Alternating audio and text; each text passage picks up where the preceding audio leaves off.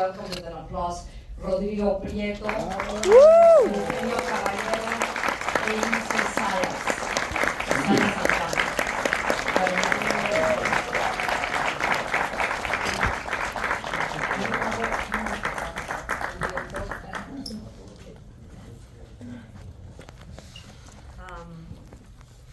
Do you want to say a few words before, or should we just jump right into it? Well, first, simply just to say thank you all. We're going to do this in English, but really appreciate you coming over here and watching this film. Well, let's see about the mechanics of asking. Should you raise the hand? Is there going to be a microphone? Or how should we do it? Why don't we start with just you guys, and then if people have questions. Okay. Oh, perfect. I have so many questions. Well, the first one, of course, is start from the beginning. Why Pedro Páramo, and why not? Yeah, well, in my particular case, I was invited to do this movie, so it kind of fell on my lap. That was a lucky thing. Stacy Persky, producer, who's here along with Rafael. So I got a call. I was in Oklahoma. I was preparing Killers of the Flower Moon, and with Martin Scorsese, and I got a call from Stacy saying Netflix bought the rights for this novel, and they're good to look for a director. Are you interested? So I frankly thought it's one of those things that might happen in 40 years or not, and I was in the middle of thinking about the Osage, and then I was going to do Barbie, so I was thinking about that too. So I said, okay, yeah, sure. And then suddenly, but I do think that it's a story that, even though it's specific, obviously, of Mexico during this period, and these characters are of that era, and Rulfo published in the 50s, I still think the subject is relevant, not only to Mexico, but I think just the themes that are touched are I think pretty current in a way. Absolutely, absolutely. Ilse, your character, Susana San Juan, is almost has it's a story within the story of Pedro Páramo. So, how did you, when you were approached about this character, I imagine you had read the novel like everybody else in Mexico, but what attracted you about her, and how can you define, let's say, what is her drama narrative? Ok, lo voy a contestar en español. Ok. ¿Sí? ¿It's okay? Yeah. Sí. Luego la podemos... Sí. Sí. Ya sea. Rodrigo va a traducir lo que Okay, I'll try quiere. my best. Es que es más fácil porque, bueno. It's easier because, okay. Había leído la novela. Yo creo que antes era obligatorio, no me acuerdo si en secundaria o en prepa. ¿Secundaria? Secundaria. Ajá. Y tristemente ahora ya no es, bueno, no sé si tristemente, pero la verdad es que ahora que pienso, yo no le entendí en su momento a la novela y recordaba a Susana San Juan como la mujer que amaba a Pedro Páramo. Entonces, una vez más, pensando siempre en función al hombre, ¿no? El personaje femenino en función al hombre. Cuando la releí, 20 y tantos años después, se convirtió en un, como dices tú, en un universo en sí mismo y tenía su propia historia. Y lo que me pasó es que me conmovió muchísimo el estado en el que describe Rulfo, en el que está Susana San Juan, y me llenó de furia, honestamente, porque pues sí, pensaba, y lo hablábamos Rodrigo y yo, no es lo mismo hacer a Susana San Juan en los 50s, quizás donde no había una conciencia de género como la tenemos ahora, que hacerla en el 2023 con todo este nuevo feminismo. Entonces, para mí era inevitable sentir la furia de lo que significaba Susana San Juan como símbolo, ¿no? Una mujer cosificada, una mujer utilizada, violentada, abusada, como pues yo creo que todas las de Comala. Sí. I'll try. Sorry. You'll have to help me. Okay. So, I read the novel, like it used to be obligatory in junior high in Mexico, and I read it then. And the character Susana San Juan, I read it as a woman who loved Pedro Páramo, the woman who loved Pedro Páramo. So as usual, the woman in relation to the story of the man. And it was only after 20 some years that I reread it that I discovered the universe, her universe, and then my reaction was very different. It was one of fury, and seeing this character. Oh, thank you. From the perspective of now that we have a conscience. I don't know if I'm saying this right, of gender issues from a whole different perspective. That's what gave me the fury and the abuse and the abuse and the way all women actually in the novel are being treated like a piece of meat. As yes, Pedro Páramo objectified, exactly.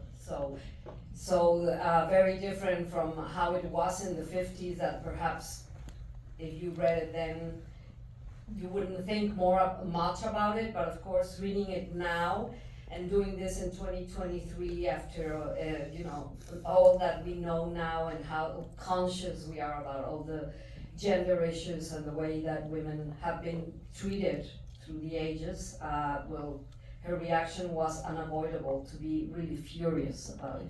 much better than that. No, well,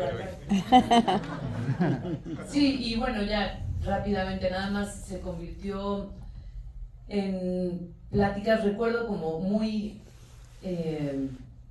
con mucho cariño, conversaciones que tuve con Rodrigo acerca de qué es lo que tenía Susana, o sea, estaba enferma, es una patología, qué podía hacer, porque nada te lo revela Rulfo, que eso es lo maravilloso, ¿no? Hay millones de universos que pueden existir, cualquiera que lo lea, incluso que vea la película. Entonces estábamos buscando cuándo está en la Tierra, cuándo está en su universo, todas esas preguntas nos hacíamos. ¿Existió realmente el marido del que hablan? Esos recuerdos en el mar, ¿es Florencio? ¿Es su imaginación? Y bueno, son todos esos tratos que hacemos entre directores, actrices, y que luego ya simplemente lo que ustedes ven, pues es lo que ustedes ven. Okay.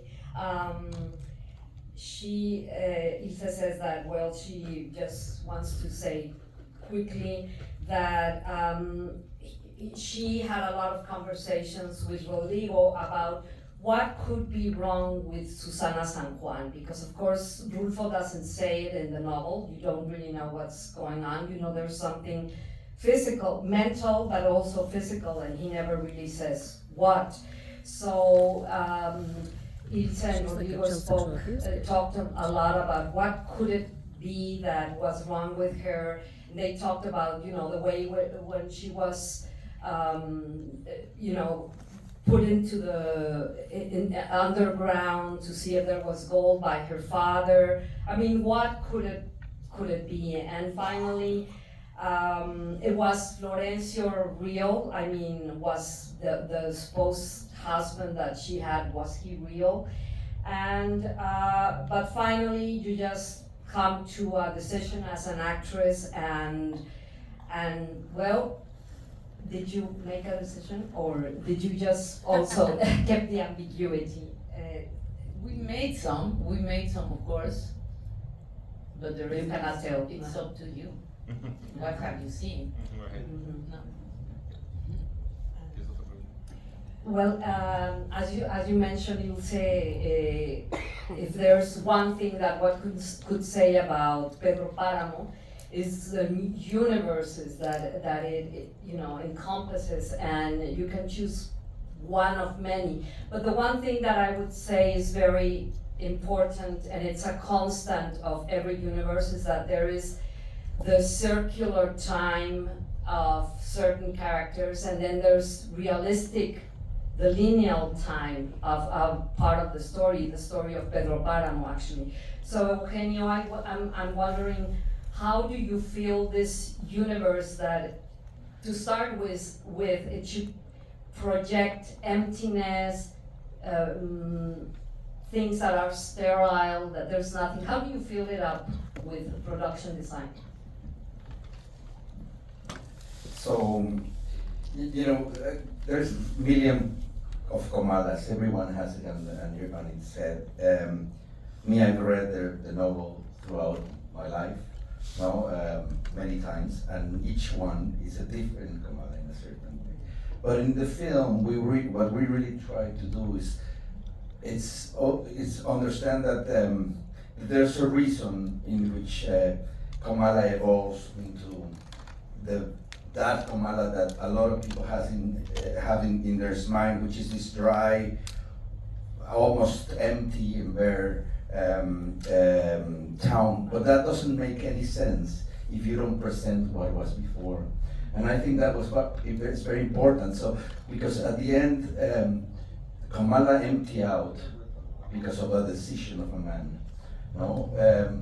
So that embodies many things. That embodies the power and that a man could have that actually can erase the town, from the earth, or take out all life and fill it with souls, with floating souls. So one thing that it was very important for us is to understand that this Comala had to have, it has to evolve narratively with what happened with Pedro Páramo too.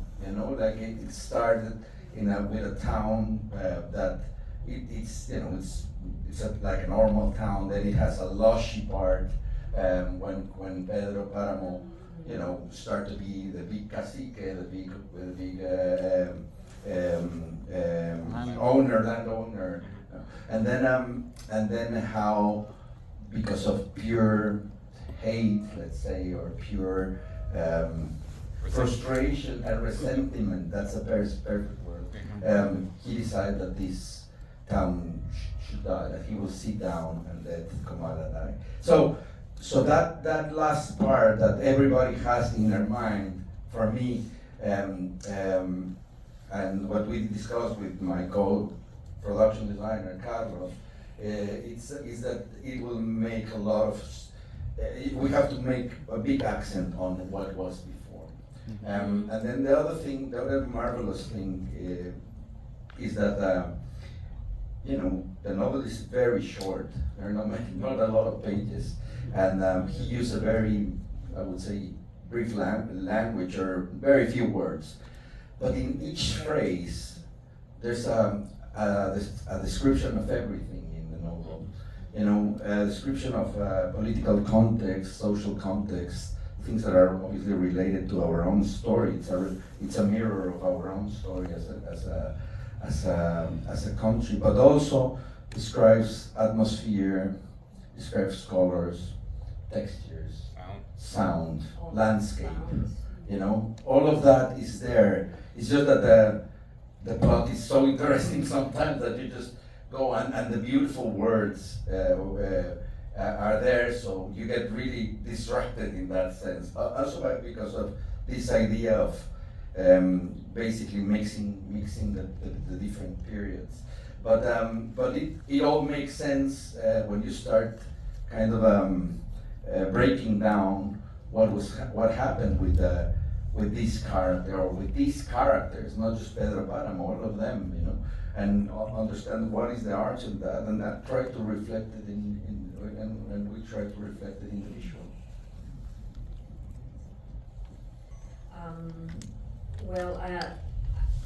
To me that question, Rodrigo, this is your first directorial effort after being photography, a DP for so long.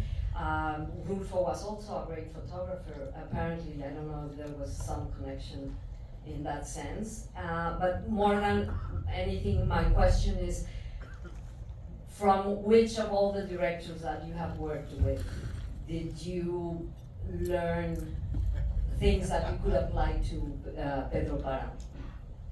Are there things, it could be different things for Sure. each one. Well, indeed, I think maybe the fact that Rudolfo was a photographer may have influenced in the decision of the producers and Netflix of asking a cinematographer to direct it. I don't know. And indeed, his language, as we were saying, is very visual, but also lots of sound. But and he was a photographer. He traveled Mexico taking beautiful, amazing photos, and we did use it as a big reference. His photos were in our lookbook, and just like Manuel Bravo, Flor Garduño, we had many photographers, Graciela Iturbide. And Nico Aguilar back there, he was my co-cinematographer. So we traveled together. So we shared that part of it. And because I always wanted to do the cinematography of Pedro Páramo if it was ever made into a movie. But now I was offered to direct it, so what do I do? It's too much, so that's why I brought Nico to do it together. But to your question of directors, I think that I'm sure that they were all present in the sense that it's just natural. Unconscious. Yeah, because I've as a cinematographer, I really strive to absorb what the directors are trying to do. And then it's my job to bring that vision to the screen as to translate their exactly. vision. Yes, that's exactly right. So now, I was designing the shots and inventing how to tell the story, literally translate the words into visuals, and then, later also using sound and music and all these elements that are now at my disposal, and amazing actors, and, now I have a bigger playing field and more toys, and more playmates. So, yes, and in fact, I showed the film in the editing process to Scorsese, for example, and to Alejandro González Iñárritu, Rodrigo Garcia as well, director we both worked with, and Greta Gerwig, and several directors like that, to get some input, and it was truly interesting to hear what they had to say. But Scorsese in particular, I asked him if he noticed that there were some shots that were inspired on him, and homages, yes. Yeah. And he said, no, I didn't see it. No? What about this shot and that shot? Anyway, I don't know. But yeah. So, yes, unconscious. Was it, one last question, because I see there are some hands being raised, but was it easy for you to give up the DP job to Nico? I mean, did you have to hold yourself back? No, I didn't give up the job. Trust it. It was like I was micromanaging. I really had a chance to do the cinematography, and Nico, would have his own ideas, and then, so we shared it. And so I didn't give it up. I see. Well, that's easier. I think Someone in the back. you have a microphone. Is it okay if we open it up to the public, or? Can, I just don't know if Is there another mic? Fuerte. I have a loud voice. Okay, yeah. About 20 years ago, I asked Rodrigo if he would be a director ever, and he said no. So I'm sorry. People changed 20 I years ago. love your work. I love what you said, everything that you said about the film. It was, I have to leave, that's why I'm it was so rich, so phenomenal. I moved to, I'm from Uruguay, I moved to Los Angeles 52 years ago, and I have been married to a Mexican for 50 years. And it's been 2 years since, by the grace of God, I started going to Mexico in Mexicali. So this, I don't care whether it's in the 50s or the 40s or something. Amazingly, in my experience, Mexico is very much like that.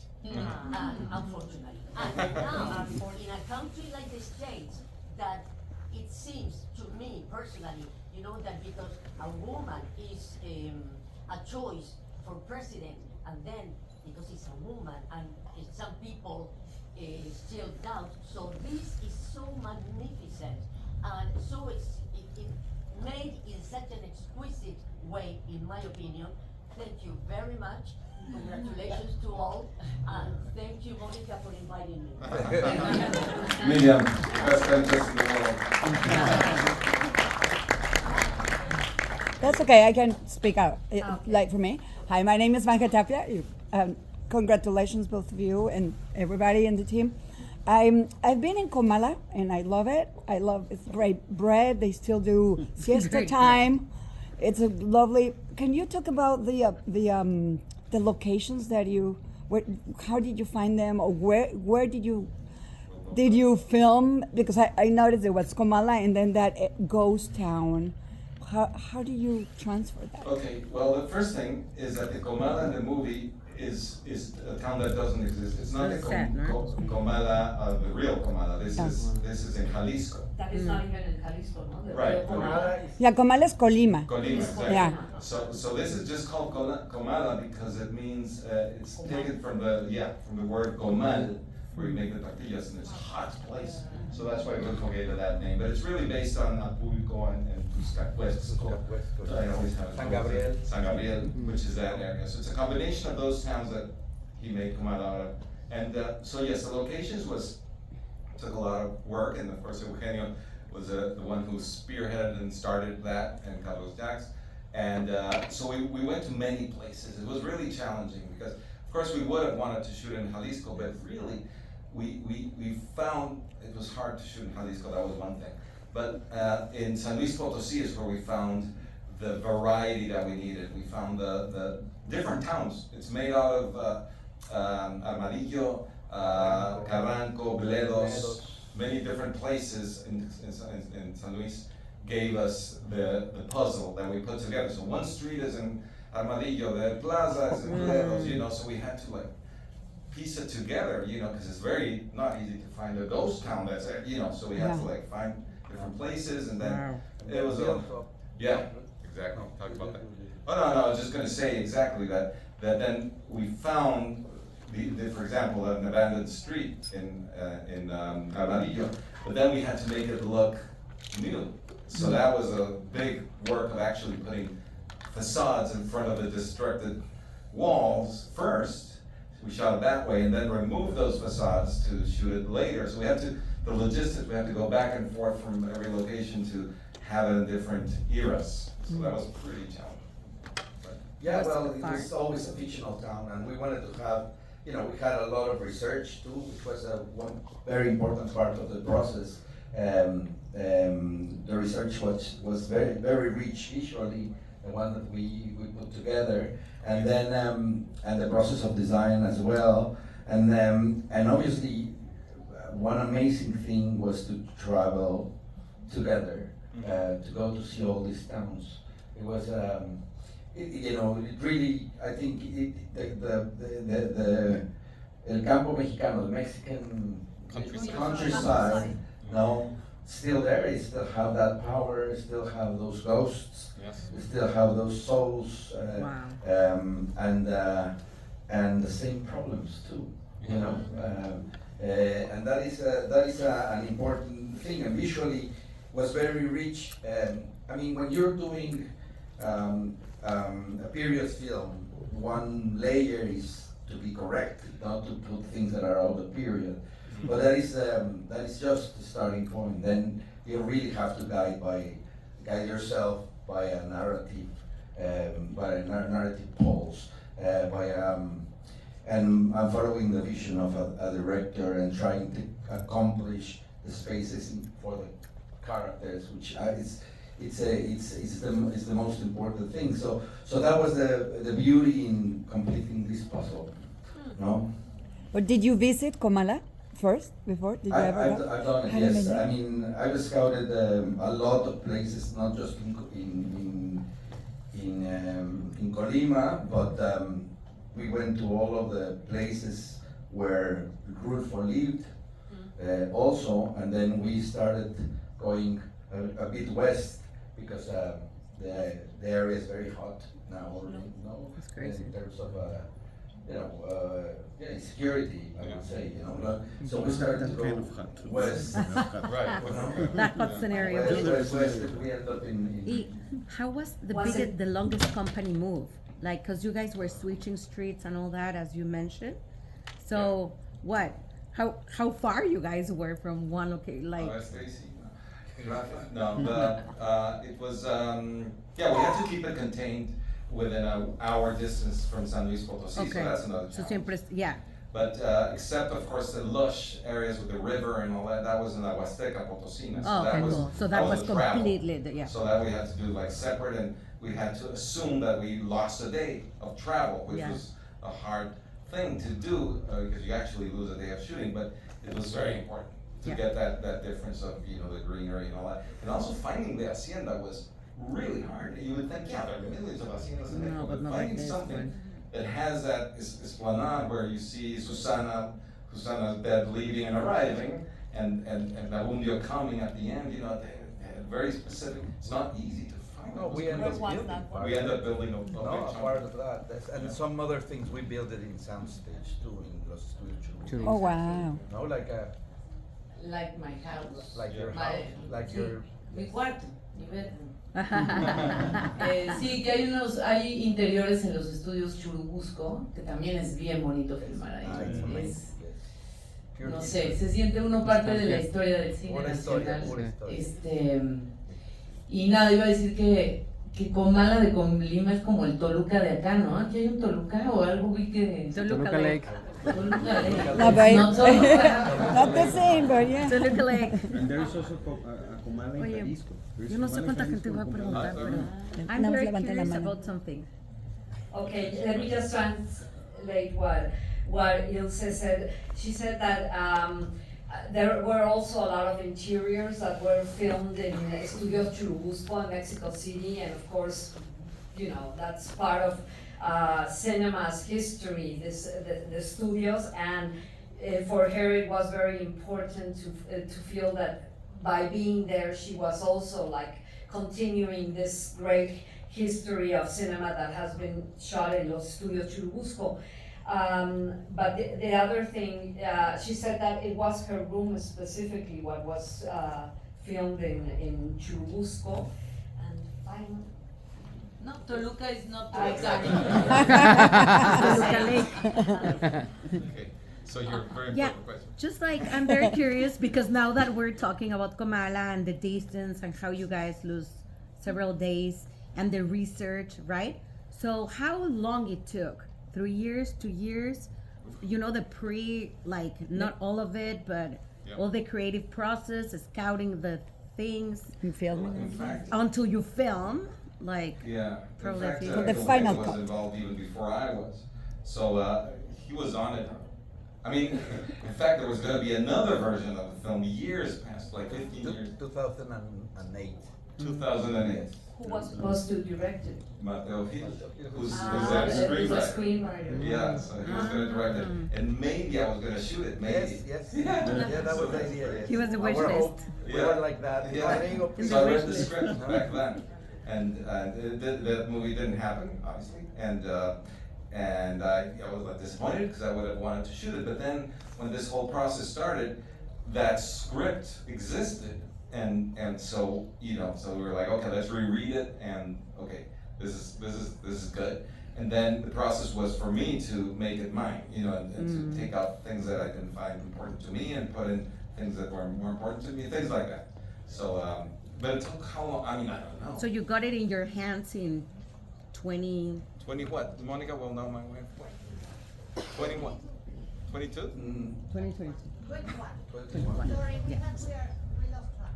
Yeah, we lose track of Yeah, prepping Killers of the Flower Moon. Yeah. Because of Flower Moon, wow. So, Rodrigo, will you give us a glimpse of give us a glimpse of being on set, your day, how it started as a director and then prepared as a DP, make it all together, how was it? like the day of shooting. Yeah, shooting, yeah. Okay, so of course in pre-production I did intense preparation in every sense, including rehearsing with the actors, but also shot listing. So I had already shot listed the whole movie in my head. I knew how it was going to be edited, and well, I thought, and you know, so I had this design already in place because I knew once you get to set, that's it. That's your only chance. You have those, you know, 11 hours, and that's it. You can't shoot that scene anymore. It's gone. That's your only opportunity. Mm-hmm. So you have to be very ready. Is what my feeling was. So it was very interesting to me because I was obviously thinking about the lighting and the camera work and all that, but I knew that what was important right there was the space for the actors. That was the main thing, to let them feel that there's not all this pressure that I was under, I think. Oh, that's You know, so I had to, you know, act a little bit. I had to, you know, be an actor myself and be like, okay, let's talk about this. Sure, what do you have in your mind? You know, and you know, find the scene, because the most important thing is an emotional connection for the audience, and the only way that happens is if the actors are emotionally connected. So that's a very interesting point. I wonder, how does the environment, affect your acting? Does it always happen, or is with a film like Pedro Páramo more acute? No, no pasa siempre. Y sí, Rodrigo fue muy cuidadoso y lo hablábamos cuando chismeábamos de ti. Decíamos eso, ¿no? Como es muy importante el cuidado a los actores porque hay un estado de gracia en el que entras, que es ahí en vivo y lo cachas o no lo cachas. Por más que te prepares, por mucho que hagas investigación o te imagines cosas, pasa o no pasa in situ. Entonces procurar este espacio sí que es importante. Entonces era efectivamente una cosa muy respetuosa y además todos estábamos tan ilusionados con lo que íbamos a hacer que ya estábamos un poco, bueno, estábamos muy dispuestos, se nos dio ese espacio y esa calma y esa serenidad que tiene Rodrigo, aparentemente, yo no sé, no, ni nos dirá, pero bueno, aparenta eso y lo contagia. Y también ahí, no porque esté Eugenio aquí, pero ciertamente el espacio, cuando tú miras, o sea, en mi caso, tu recámara y cada mueble y cada detalle de las cosas que tienes en el buró, como Susana San Juan, y todo pertenece a la época y todo está tan bien cuidado, o sea, son elementos que te hacen entrar muy de golpe.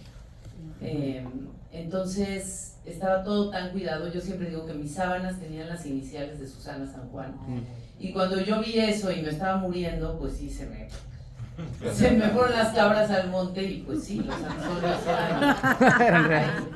How do you translate se me fueron las cabras al monte? I would love to see that. No, besides you're a classical actress too in theater, no? Medea, and so you're used to having to, like wear these characters and getting to character for the archetypical character, no? Bueno, en fin. I was asking Ilse about how does it, I guess I did say that in English, yes. So, she said, right, it does affect your acting a lot. I mean, the environment, and it doesn't happen every time. It doesn't happen like this in every movie. But we spoke a lot about behind, gossiping, yes. Behind Rodrigo's back, with the other actors, the other talent, about how this respect and the way that our characters and our process was respected, how it helped us. And anyway, we were all so excited to be a part of this project, and this, the way in which Rodrigo made this possible, is very important for an actress, for an actor, because as much as you prepare before, there is a moment where it's either come into like a state of enlightenment, you know, or Grace. grace. Yeah, exactly, a state of grace, and that has to happen there in the moment. And Rodrigo, and not because Eugenio Caballero is here, but the way in which the whole set was made really made me get into character. Like the sheets, even the sheets where she was, had her name, Susana San Juan. Had Initials. Initials, well. And she also says that, you know, just seeing the bureau, next to the door, the little table, bedside table, with the pictures and the things that Susana San Juan, from the time when this would have happened, which would be, I don't know, the beginning of the century. That would have been 1914. Yeah, That particular, yeah. So of course it was unavoidable. I mean, it helped very much my process of acting. And she also says that Rodrigo's apparent calm and, you know, serenity, exactly, was also very, very helpful. So we have time for just 2 more questions, and then we're gonna have to wrap it up, so please. So actually, I just wanted to comment and say that yo soy mexicana, soy de GuadaLAjara, and I am very excited to see this caliber of film made by a bunch of Latin people and Mexican people. It makes me so proud, because I feel like, you know, so many years ago, we've had it tough, you know, as filmmakers, we've had it tough, and obviously something of this magnitude, in collaboration, it's beautiful to see, and it makes me excited about people like me who are trying to, you know, work in the industry. And it looks beautiful. Thank you more than anything. And I'm just excited. And Rodrigo, I wanted to say thank you for the Rosa Mexicana and Barbie. That was stellar. And congratulations to you for the really tough scenes that you have to do. I know that's not easy, and you know, again, I know it's not easy to do special effects, period piece, multiple locations. That is just chaos. So, congratulations. Thank you for your work. Thank you very much.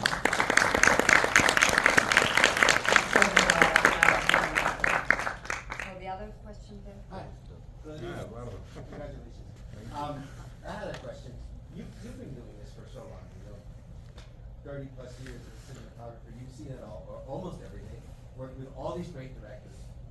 Is there something that you got from this experience that you think will make you a better cinematographer for your director or for the film that you didn't, you know, that from all the experiences as being the cinematographer for these directors you didn't see or you didn't experience? Is there something that you got from this that you think made you grow as a cinematographer? Well, thank you. I've known him for a long time too. Solid. Yeah, in fact, Eduardo was my intern in Alexander, right? Or before that, it was 21 grams first. Yeah. Wow. Yeah. Wow. So, yeah. So thank you for the question. Yes, I think that I've always known that directors have it tough. You know, I know that it's a lot of responsibility. We all know that, you know, and you're on set. But I think I gained a new level of appreciation for everything that's going on in a director's head, you know, and the stuff that they need to solve and time they need, and you know, so I've always tried to, you know, be quick as a cinematographer, for example, you know, to let the director have time with the actors. But I don't know, I think that I find a new eagerness to help them, you know, to help the directors in any way I can. Sometimes that doesn't mean taking over stuff and doing things. Sometimes it really means just letting them, giving the space and giving them space to decide, you know, and let them figure it out. Or other times they're lost and they need a suggestion. But I found that most of the time, I personally, as a director, needed to think. I needed the moment, which is rare, you never have it, right? But it's precious when someone kind of gives you that silence, you know, and gives you a moment to make decisions. Amazing. Okay, do you want to say it? No. Well, would it be easy to give up again the, you know, the director's seat to go back to your DP? Yeah. Yeah? Yeah. Take me back. I still love More relaxed, shooting. yeah. I love it, and but I really enjoy directing. So hopefully I'm not typecast and I can do both. That's what I Thank you very much. It was great, and well, I don't know. I guess we can. I think we need to leave the theater. But, We hope this movie it goes was to great. theaters, man. The movie has to be in theaters. Yeah. So your It job is, can it has be been, appreciated. No, in Mexico. It's in Mexico. It's Well, it should be in theaters everywhere more. Since October 24th. Here it's gonna be at least in one cinema. Cool. In the Pacific Palace. Should be in cinemas. Oh, really? Great job, guys. Okay. Congrats.